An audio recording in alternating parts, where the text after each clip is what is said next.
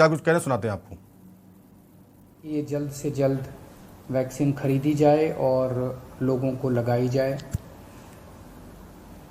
इस महामारी में वैक्सीन एक समाधान निकल के आ रहा है। वैक्सीन जिन लोगों को लगी है उनका एक तरफ कोरोना नहीं होता, या जिनको होता है उन लोगों को माइल्ड होता है।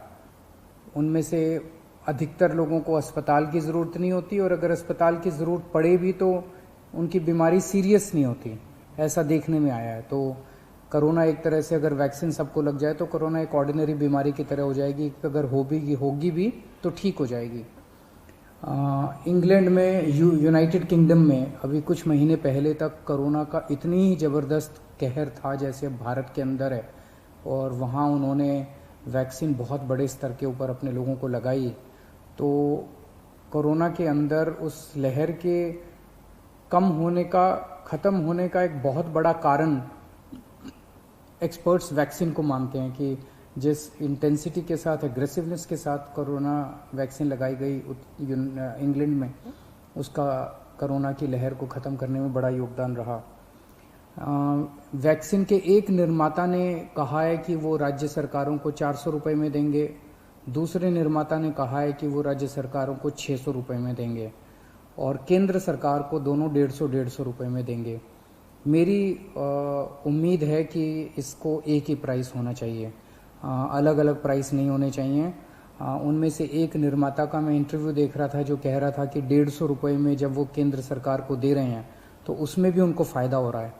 तो अगर 150 रुपये में भी उनको फ़ायदा है, उसमें नुकसान नहीं है, तो 400 रुपये में और 600 रुपये में तो बहुत ज़्यादा फ़ायदा है।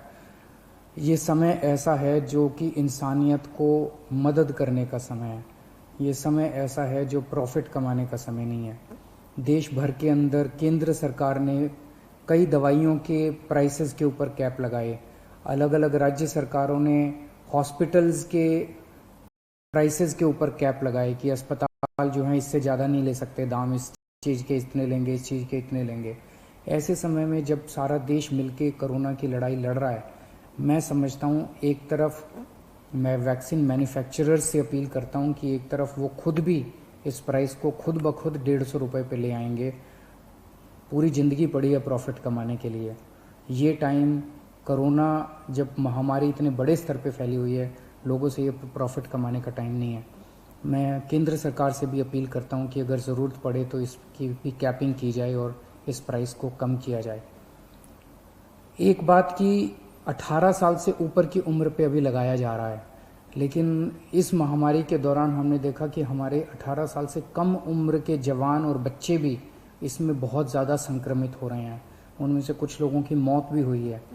तो उनके लिए भी अब हमें सोचने का टाइम आ गया है कि अगर यही वैक्सीन्स उनको भी लगाई जा सकती हैं, उनके लिए भी सेफ़ और इफ़ेक्टिव वैक्सीन लगाई जाएं, और अगर ये वैक्सीन्स उनको नहीं लगाई जा सकती, दूसरी वैक्सीन्स की ज़रूरत है, तो मैं उम्मीद करता हूं कि जल्द दूसरी वैक्सीन्स भी इजाद होंगी जो बच्चों को भी लगाई जा सकें, उनको भी सेफ़ हो और इफ़ेक्टिव हो। दिल्ली में ऑक्सीजन बेड्स बढ़ाने का इस टाइम बहुत बड़े स्तर पे हम लोग काम कर रहे हैं। अभी अभी मैं राधा स्वामी सत्संग ब्यास के वहाँ पे जो एक सेंटर बनाया गया है उसका मुआयना करके आ रहा हूँ। आज सुबह सुबह 10 बजे वो मरीजों के लिए खोल दिया गया है। लगभग 500 बेड्स शुरू किए जा रहे हैं। आज 150 बेड्स हैं, अगले 1-2 दिन में 500 बेड्स हो जाएंगे। उसके 2-4 दिन के अंदर इसको 2000 बेड्स तक और फिर 5000 बेड्स तक ले जाया जाएगा।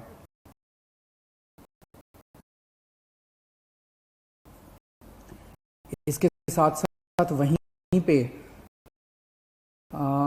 200 बेड्स का आईसीयू, इसी तरह से पूरे दिल्ली के अंदर कई जगह फैसिलिटीज़ क्रिएट की जा रही हैं ऑक्सीजन